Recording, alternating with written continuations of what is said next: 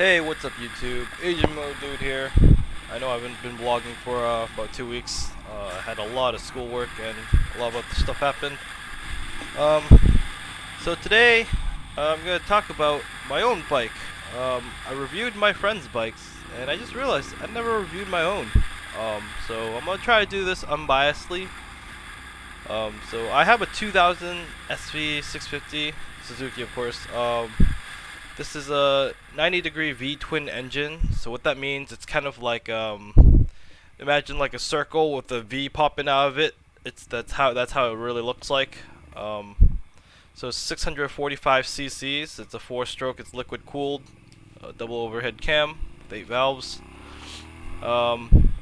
So this bike, apparently there's whole debate of this could be a beginner bike. This won't be. I went over that in my other videos, but I'll briefly go over it again. You can start on this bike. I can see it being a starter bike, but I think you would have to have some maybe dirt bike experience or just a mature mindset. If you did fine in the MSF, of course, I don't see why not. You can't start on this or any 600cc. But the difference between this bike and a 600cc sport bike, because this is a V-twin, and I only have 2 cylinders as opposed to 4 on a 600cc inline 4. I have 2 bigger pistons, a lot bigger. They're 325cc each, or somewhat like that, 322, something like that. And so when you have a bigger piston, you get more download torque, I believe. I don't know if that's right, but that's how the power is transferred here. So if you get to ride one of these, any type of 650, particularly the SV650s, I know the Ninja 650 Parallel Twin also has good download torque as well, because so when you initially grab the throttle and give it just a little twist, you get this whole jump of you get a lot of torque. It feels like so if you have ridden a Super Sport, or if you haven't, it's fine. So when you get higher up in the Super Sport power band, you feel the surge of power. It's kind of what it feels like down lowery. So you have all this power down low, but then as you rev out past about 8,000 RPMs, that's when you run out of steam and you just don't have that push anymore. So that's the difference. So for my bike, I've had it since about June. Yeah, about June. So I had it for a couple months now. I've ridden in all types of weather: rain, dry. There was like hail at one point. I rode in that. That was fun. So it's really good for maybe city commuting and twisties. But if I've also went on long trips with this, I've drove 2.5 hours to New Hampshire. It can do that too. But I would suggest the one with the fairings as opposed to the naked. Or I had the wind chill for my naked, but I took it off because I thought it didn't look that good. I don't know why I did that. I should have probably left it on. So this can really do everything that you want it to. It definitely can, but it excels in other parts more than others. So for in-town commuting, it is fabulous. You have so much torque. You'll pass cars like it's nothing. Like there's no comparison. You have just so much torque on tap. For the twisties, it's very good as well, but I highly suggest adjusting the suspension.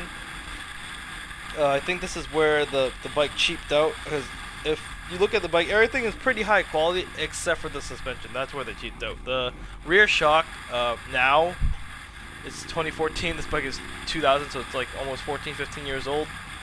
It barely soaks up jack squat. And the front forks, they dive like no tomorrow. Like I could just tug on it while it's parked and it will dive immensely. It is just so bad. But that's not to say the frame is very good. It's like a trellis frame or something like that, and it's very sturdy.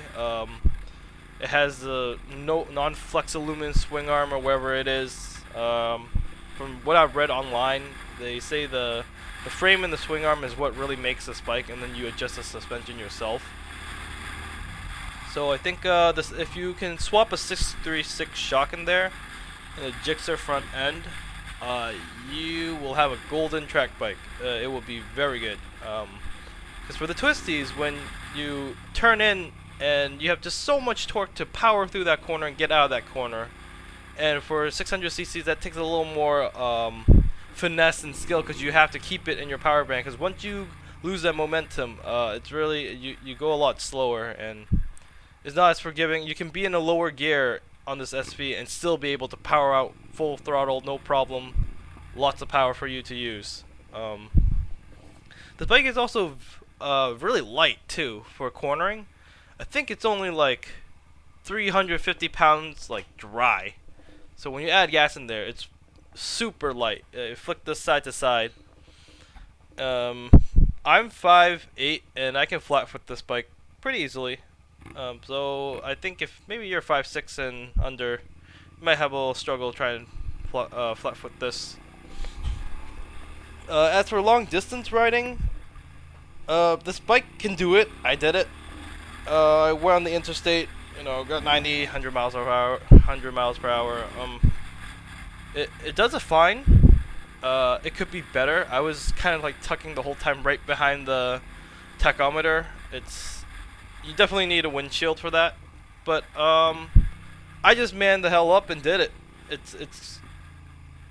It has more than enough power to be on the highway, is what I'm saying. But the wind issue was the issue for me on the naked. So if you have the fairings, you should be good.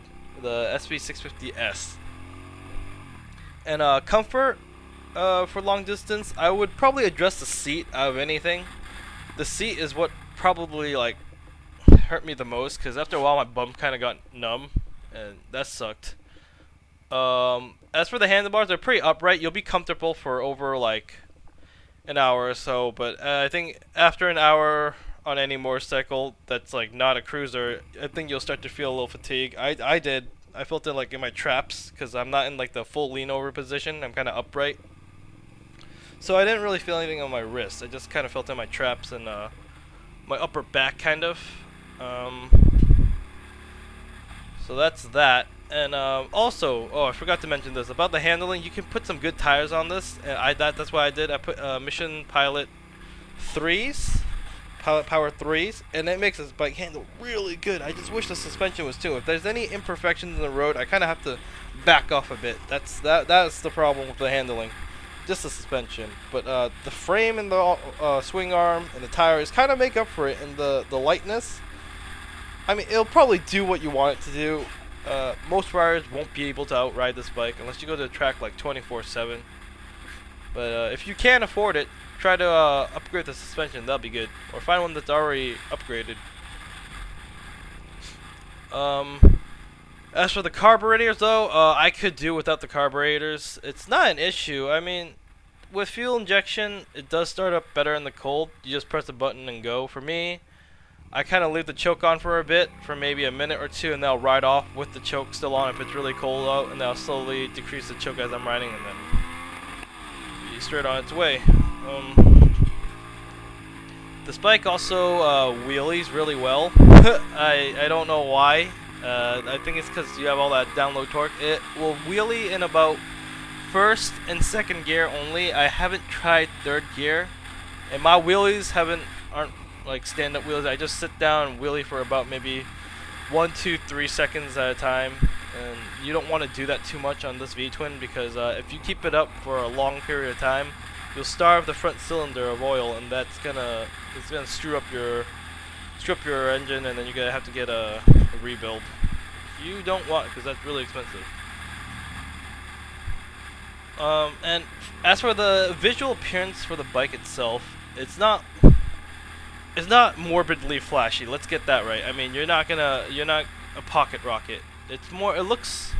I think when Suzuki designed this, they kind of mauled it after the Ducati Monster. I've had people come up to me and thought it was a freaking Ducati Monster, or from far away they're like, "Oh, it's a Ducati Monster." It sounds like a Ducati Monster too, because I have the Delcovic exhaust on this bike. It has this really loud rumble that does not sound like an inline 4. It sounds almost like a kind of V8-ish kind of sound. It sounds like a Harley almost, but yeah. So the looks are more Ducati Monster-like. So it has this. It still has this sporty appearance with the frame jutting out and this naked look, but it's not full super sport. It looks like an everyday bike. So I don't think you'll be too flashy on this at all. So if you're an older rider that doesn't want to get pulled over by cops a lot, this might be the bike for you. And also, if you're a speed demon, this bike is also not really for you. If you like to go speeds more than 110 an hour, don't get this bike, because once it'll get from 0 to 110 pretty damn quick. I'm not gonna lie, because I've had the 600 and it's pretty close.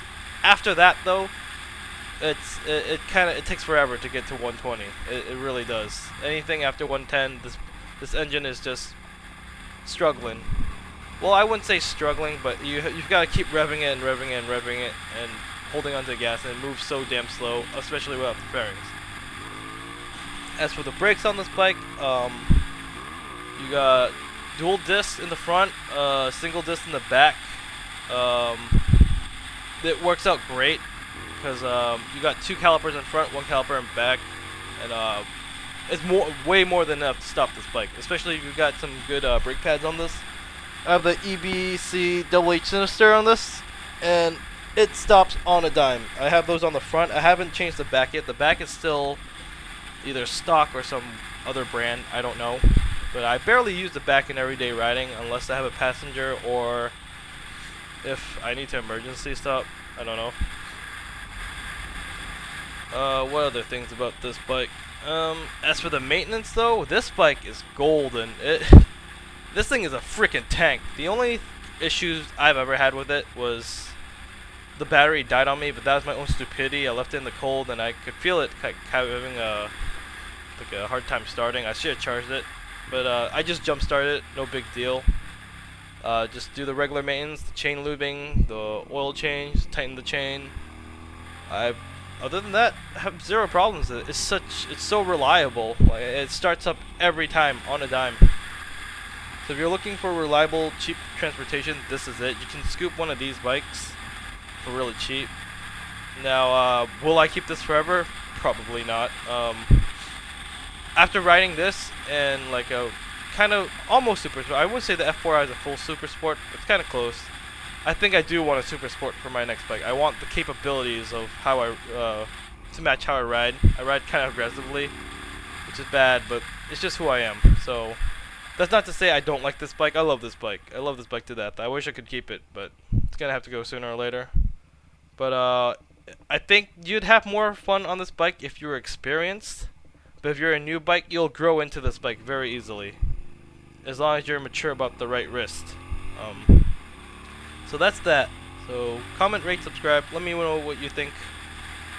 And yeah, hope you enjoyed my review of the SV650. Thanks guys. Asian Mode Dude out.